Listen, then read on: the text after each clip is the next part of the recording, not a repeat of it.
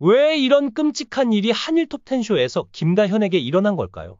최근 김다현은 한일 톱텐쇼에 출연해 이전에는 알려지지 않았던 충격적인 사실을 고백했습니다.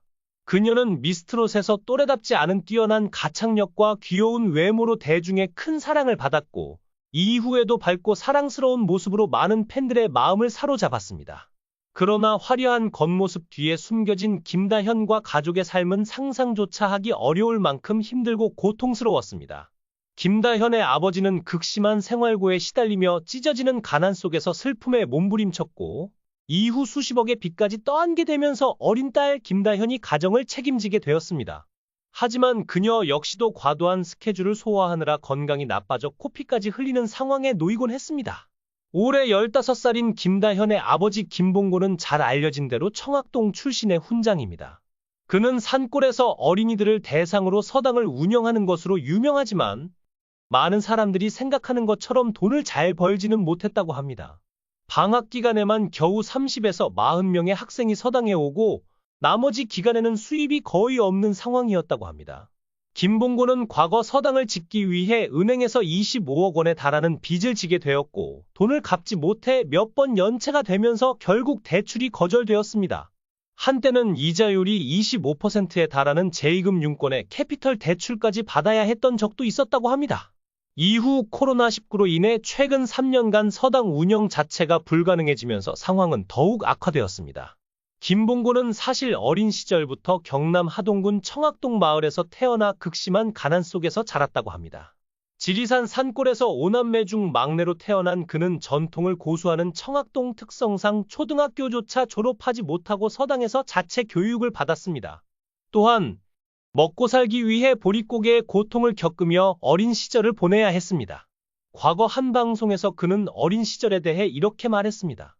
해발 900m 지리산에서 살았다. 그때 보릿고개를 겪으며 어머니가 눈물을 흘리는 모습을 너무 많이 봤다. 부모님께 효도하겠다는 생각뿐이었다.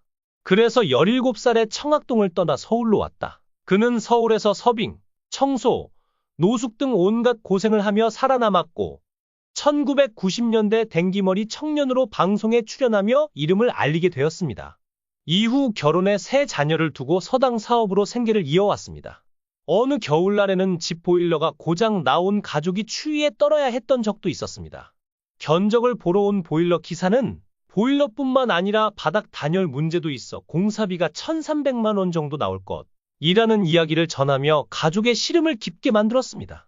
당시 김봉곤은 한옥이니까 불편을 감수해야 한다.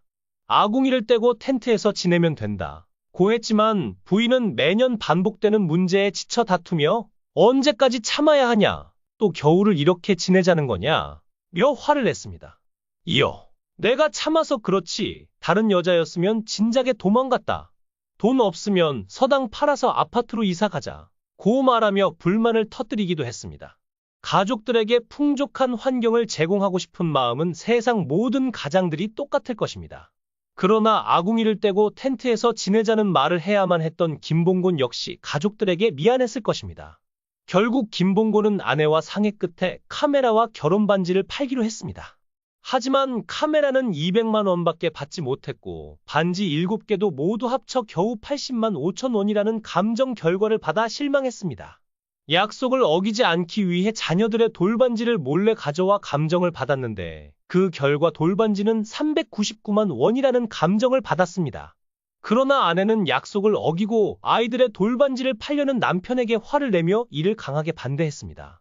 김봉곤은 자녀들이 태어나자마자 아이들 명의로 적금을 들어 결혼할 때를 대비해 자금을 마련하거나 집을 사주는 부모들이 많다며 우리 가족은 그런 걸 준비한 적이 없다고 아쉬움을 드러냈습니다. 우리는 대학교 등록금도 아이들이 스스로 해결하고 있지 않나요? 아이들이 자기 앞으로 빚이 있다고 웃으며 말하지만 그 말을 들을 때마다 얼마나 불편한지 아세요? 라며 속상함을 토로했습니다.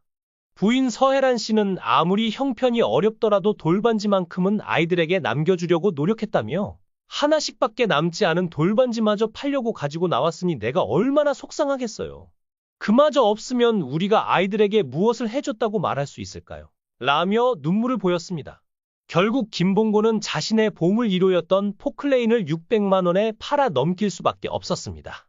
가족들의 행복이 무엇보다 중요했기에 이런 결정을 내리게 된 것입니다. 김봉곤의 가족들 중 특히 셋째 김도연과 넷째 김다현은 청학동 국악 자매로 유명합니다. 김봉곤은 젊은 시절 국악 명창이 되기 위해 누구보다 노력했지만 꿈을 이루지 못했습니다. 그는 자신의 꿈을 자녀들에게 투자하며 아이들이 제대로 된 소리꾼으로 성장할 수 있도록 전폭적으로 지원했습니다. 딸들이 4, 5살 때부터 판소리와 민요 등을 가르치며 재능을 키웠습니다. 또한 김봉곤은 두 딸에게 판소리뿐만 아니라 인내심과 자신감을 키워주기 위해 전국의 100대 명산을 함께 다니며 산 정상에서도 소리를 지도했습니다. 그는 다현이는 어릴 적부터 국악 명창, 소리꾼, 글로벌 가수가 되고 싶다고 말하곤 했습니다. 아이가 꿈이 있고 재능이 있다면 키워주고 밀어주는 것이 부모의 역할이라고 생각했습니다. 라며 아이에게 필요한 스승이 있는 곳이라면 어디든 찾아갔다고 말했습니다. 아버지의 헌신적인 지원 덕분에 김다현은 오디션 프로그램에서 수상하며 이름을 알릴 수 있었습니다. 현재는 수입이 없는 아버지를 대신해 어린 나이에 실질적인 가장 역할을 하며 가족의 생계를 책임지고 있습니다. 김다현의 매니저 역할을 자처한 김봉곤은 딸에게 힘들면 바로 이야기해야 한다. 우리가 생각하는 것과 내가 느끼는 것은 다를 수 있으니까. 라고 당부하며 딸의 상태를 늘 살피고 있습니다. 이에 대해 김다현은 이 길로 인도해 주신 것도 아버지이고 제가 부모라면 아버지처럼 할 수 있을지 자신이 없습니다. 아버지께 정말 감사하고 제가 더 많은 사랑을 드려야 한다고 생각합니다. 라며 효녀다운 면모를 보였습니다. 최근 김다현은 한 방송에서 행사를 준비하던 중 코피가 나는 상황이 있었지만 부모님께 걱정을 끼치고 싶지 않아 이를 숨기려 했습니다. 그러나 아버지 김봉곤에게 들키고 말았고 김봉곤은 딸을 데리고 병원에 가서 검사를 받게 했습니다. 검사 결과는 매우 안타까웠습니다. 김다현의 키와 체중은 또래에 비해 현저히 낮았으며 그녀는 위궤양을 앓고 있었고 암의 가능성까지 제기되었습니다. 김봉곤은 다현이 스케줄에 맞춰 산지 3년이 됐다. 가수라는 직업은 전국을 다니는 일이 많아 집에 거의 들어가지 못한다.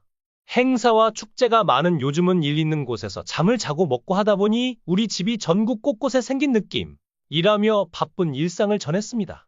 김다현은 아버지가 아니었다면 이 길을 걷지 못했을 수도 있습니다. 아버지는 제게 부모님이자 가장 중요한 스승님입니다. 라며 아버지에 대한 고마움을 드러냈습니다. 또한 아버지께서 돈이 부족하시다고 하셨잖아요.